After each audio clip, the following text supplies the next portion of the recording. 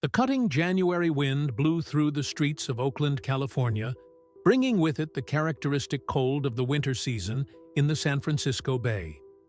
Lisa Morales, a 38-year-old nurse and single mother, closed the apartment door behind her, exhausted after another double shift at Highland Hospital. Her eyes immediately searched for her son, Jamie, 12 years old, who was sitting on the sofa with his inseparable sketchbook. "How are you feeling today, champ?" Lisa asked, forcing a smile as she hung up her coat. Jamie, thin and pale, offered a weak smile. "I'm fine, Mom. Mr. Parker helped me with the lessons I missed." Lisa nodded gratefully, thinking of the dedicated teacher who offered to help Jamie when he couldn't go to school. In the past 8 months, since Jamie's diagnosis of osteosarcoma, a type of bone cancer, in his right leg, their lives had turned upside down. Sitting next to her son, Lisa noticed the drawing he was making: a basketball player shooting a perfect ball into the basket. Even without the number 30 on the jersey, she immediately recognized Stephen Curry's slender figure. "Another drawing of Curry?" she asked, running her fingers through Jamie's thin hair, now growing again after the latest cycle of chemotherapy. "He's the best, Mom. No matter how tough it gets, he always finds a way." Jamie turned the page to show more drawings. Curry celebrating after a 3-point basket, Curry hugging his teammates, Curry with his family. Jamie's small room was practically a shrine to Stephen Curry. Posters covered the walls, and an autographed shirt that Lisa had saved for months to buy at a charity auction occupied the place of honor. Later that night, after putting Jamie to bed, Lisa sat at the kitchen table, spreading medical bills and collection notices in front of her. The health insurance covered part of the treatments, but the additional costs, the experimental medications recommended by the oncologist, the absences from work to take Jamie to appointments. All of this was sinking her financially. With trembling hands, she opened her laptop and checked her email. There was a new message from Dr. Ramirez. The current treatment wasn't producing the expected results. He recommended a new experimental protocol at a specialized center in Boston, but the insurance refused to cover it.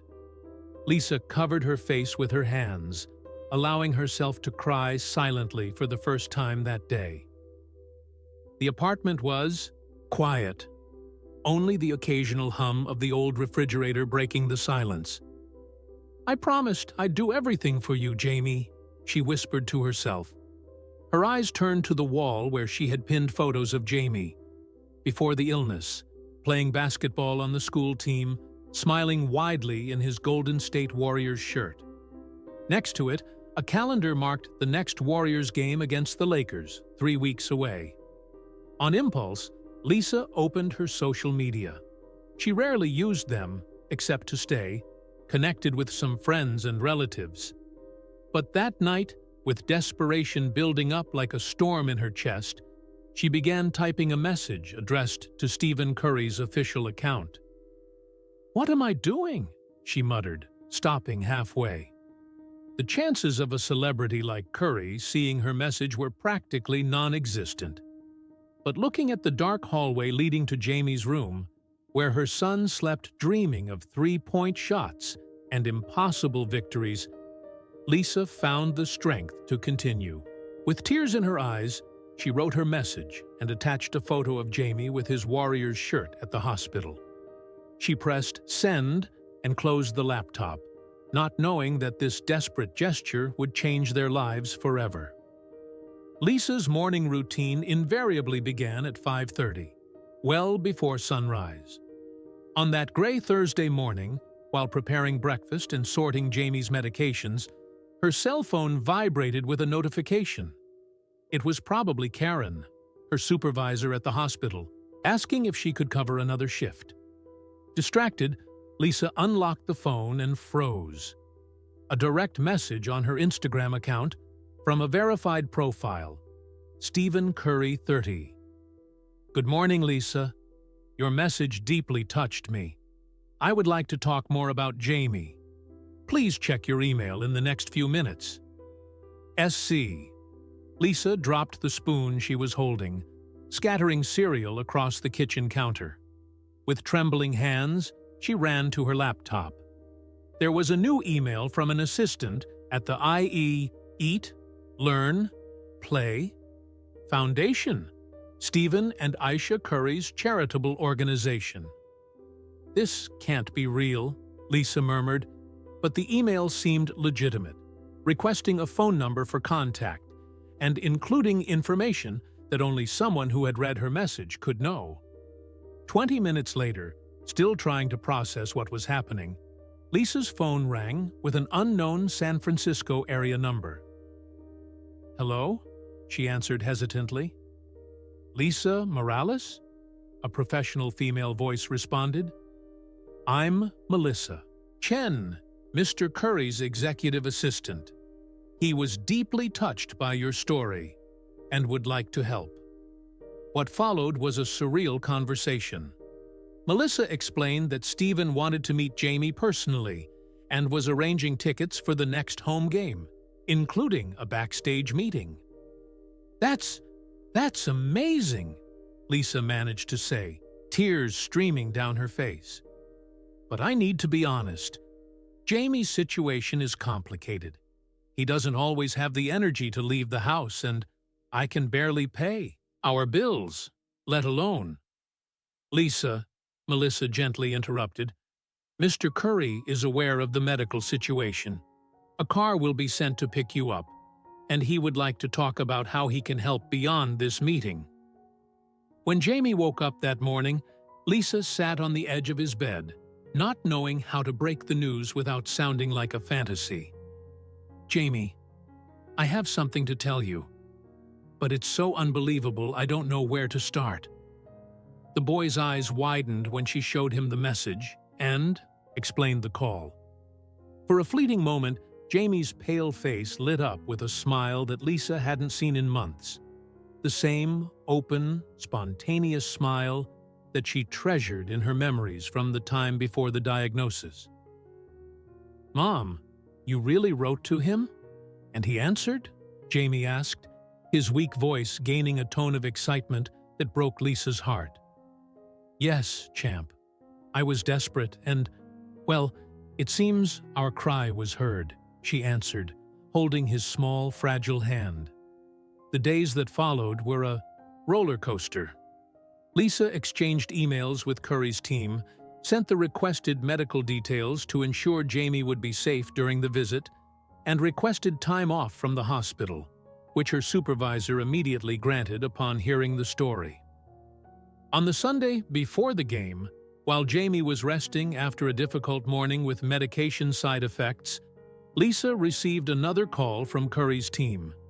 This time, it was to inform her that a pediatric oncology specialist from UCSF Benioff Children's Hospital had been consulted about Jamie's case and would like to review his medical history if Lisa permitted. In her small Oakland apartment, sitting on the floor next to Jamie's bed as he finally fell asleep, Lisa allowed herself to believe that maybe, just maybe, this unexpected miracle could be the beginning of a turning point in their lives.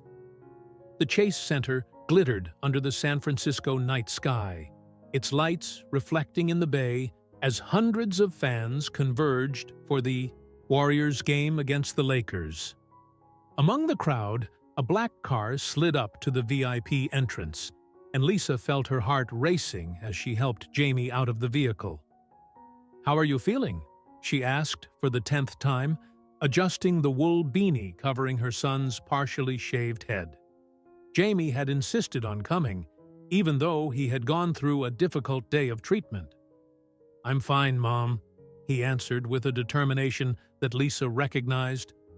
The same determination she saw when he struggled to complete his homework even when exhausted from chemotherapy.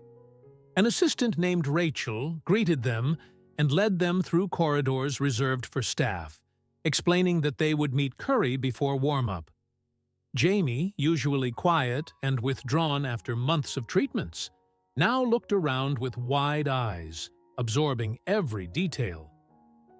"This way," Rachel indicated, opening the door to a conference room that had been prepared for the meeting. And there he was, Stephen Curry, taller than he appeared on TV television, dressed in his warm-up uniform, talking to another man in a well-cut suit whom Lisa didn't recognize. When they entered, Curry turned and his face opened into a genuine smile. "You must be Jamie and Lisa," he said, crossing the room to greet them. "I'm so glad you could come." Lisa realized she was holding her breath. "Thank you for all of this," she managed to say. But it was Jamie's reaction that broke the moment of formality. The boy, usually so tired he barely spoke above a whisper, looked at his idol with an expression of pure admiration. "Your drawings are amazing, Jamie," Curry said, pointing to a table where the sketches Lisa had sent digitally were spread out.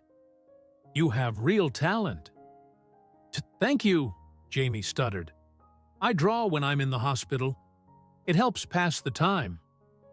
Curry nodded with understanding. "I hear you're a true warrior." The man in the suit approached, and Curry introduced him. "This is Dr. Marcus Bennett, one of the best pediatric oncologists on the West Coast." The doctor shook Lisa's hand. "Mrs. Morales, I've reviewed Jamie's case with his doctor's permission. I'd like to talk about some treatment options, if you agree." Lisa felt her legs weaken. "Treatment options?" she repeated. While Dr. Bennett explained about a promising clinical trial for Jamie's specific type of cancer at the UCSF Medical Center, Curry sat with Jamie, showing him some plays on videos on his phone and listening attentively as the boy talked about basketball, the eat, learn, play. "Foundation would like to cover the costs not covered by your insurance," Curry said, joining the conversation when the doctor finished explaining. "And not just for the experimental treatment, but for all related expenses. Accommodation near the hospital, transportation, whatever is needed." Lisa brought her hands to her mouth, unable to contain her tears. "I don't know what to say." "You don't need to say anything," Curry replied gently. "We all need help, sometimes, and Jamie deserves every chance." The moment was interrupted by Curry's assistant, informing him that he needed to prepare for warm-up. Before leaving, he knelt in front of Jamie. "I have something for you," he said, handing a box to the boy.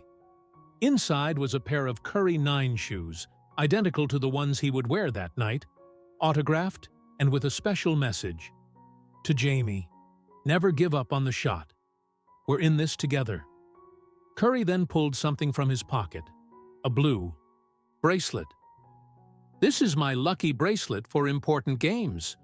I want you to wear it during your treatment." Jamie looked at the bracelet with reverence. "But what about today's game?" Curry smiled. "Today isn't just a game. Today I'm playing for you, partner." As they watched the game from a private suite, with Jamie wearing the bracelet and absorbing every second of the experience, Lisa realized that something had fundamentally changed. For the first time in months, there was a concrete light at the end of the tunnel. Not just vague hope, but a real plan, real people willing to help, and a path forward. In the middle of the third quarter, when Curry hit an impossible three-pointer from a difficult angle, he pointed directly at the suite where Jamie was watching, making the strength gesture they had agreed upon during their meeting. The entire arena exploded in applause, not understanding the full significance of that moment, while Jamie glowed with a joy that Lisa feared she would never see again. 6 months had passed since that night at Chase Center. The California summer sun streamed through the windows of Lisa and Jamie's apartment, now located in a complex closer to the UCSF Medical Center. The walls were still decorated with warriors' memorabilia, but now also included photographs of the day they met Curry, a certificate of completion of the first cycle of the experimental treatment, and new drawings by Jamie, not just of basketball, but of landscapes, friends, and futures he was beginning to imagine again. Lisa was organizing some documents on the kitchen table. No longer impossible to pay medical bills, but follow-up forms and treatment plans. The clinical trial that Dr. Bennett had recommended was showing promising results. Jamie's tumor had significantly reduced, and although the road was still long, doctors now spoke in terms of when and not if when discussing his recovery. Lisa's phone rang with a text message. It was a picture of Stephen Curry at a foundation charity event, wearing a yellow bracelet with Team Jamie written on it. The message said, "Wearing our Warriors' colors today. How is he feeling for the big day tomorrow?" Lisa smiled. Since that first meeting, Curry had remained present in their lives in ways she could never have imagined. It wasn't just the financial resources of the foundation covering medical expenses, or the doors his name opened at the best treatment centers. It was the time, the visits, when he was in town, the video calls to check how Jamie was feeling, the small gestures that showed his concern was genuine. "Jamie, Steph is asking about tomorrow," Lisa called. Jamie came from his room, walking slowly but steadily, a major improvement from the months when he needed a wheelchair. He was still thin, but his cheeks had some color, and his hair was growing again, short but even. "Tell him I'm nervous, but ready," Jamie replied, looking at the blue bracelet he rarely took off his wrist. The same one Curry had given him that first night. Now worn from constant use, it had become a symbol of his journey. The big day was Jamie's first public participation in an event of the EAT, Learn, Play, Foundation, the inauguration of a new pediatric oncology wing named Jamie Morales Space, inspired by his story. Jamie had been invited to speak briefly, sharing his experience with other children and families facing similar battles. That night, while helping Jamie review his notes for the speech, Lisa reflected on how a desperate message sent at a moment of total despair had triggered a series of events that changed not only their lives, but potentially the lives of countless other families who would now have access to the same resources and treatments. "Do you think people will cry when I tell the bracelet story?" Jamie asked, adjusting the paper in his hands. Lisa smiled, running her fingers through her son's hair, a gesture that now represented not just love, but celebration of his return. "Probably. I cry every time you tell it, and I've heard that story about 100 times. Dr. Bennett said my cells are responding better than most," Jamie commented, changing the subject with the naturalness of children. "He said the data from my case could help other children with the same type of cancer." Lisa nodded. "That's true. Sometimes, when we help one person, we end up helping many others without even knowing it." The next day, when Jamie approached the small podium, with the help of a cane, proudly wearing his new personalized Warriors uniform with Morales on the back, another gift from Curry, Lisa watched from the front row, between Curry and his wife Aisha, as her son, now not just a patient, but a symbol of hope, shared his story. "Before I met Steph, I used to draw to escape," Jamie said, his voice small but firm in the microphone. "I drew a world where I wasn't sick, where we could afford my treatments, where my mom didn't cry hidden in the bathroom thinking I couldn't hear." Lisa felt Aisha Curry squeezing her hand in solidarity. "Now, I draw to remember each step of this journey. And I draw the future, because now I know I have one." Jamie raised his fist, showing the blue bracelet. "This isn't just a piece of fabric. It's a promise that no one needs to fight alone." When Jamie finished his speech, there wasn't a dry eye in the auditorium. Stephen Curry, the NBA superstar known for his mental strength on the courts, made no effort to hide the tears that flowed freely down his face as he stood applauding. Later, in a quiet moment during the event, Curry approached Lisa. "You know, when I received your message that night, I was going through a difficult time too. Nothing compared to yours, but I was questioning many things in my life. Helping Jamie reminded me why I do what I do, why we built the foundation." "You saved his life," Lisa said simply. Curry shook his head. "No, Lisa, you did. You had the courage to ask for help when you needed it. And Jamie has your strength. That's evident to anyone who knows him." As she watched Jamie animatedly talking with other children in treatment, sharing his lucky bracelet so they could touch it, Lisa understood that the greatest victories rarely happen under the spotlights on the courts. They happen in hospital corridors, in waiting rooms, on sleepless nights. And occasionally, they begin with a single message sent without expectation of response, just with the desperate hope of a mother determined to save her child.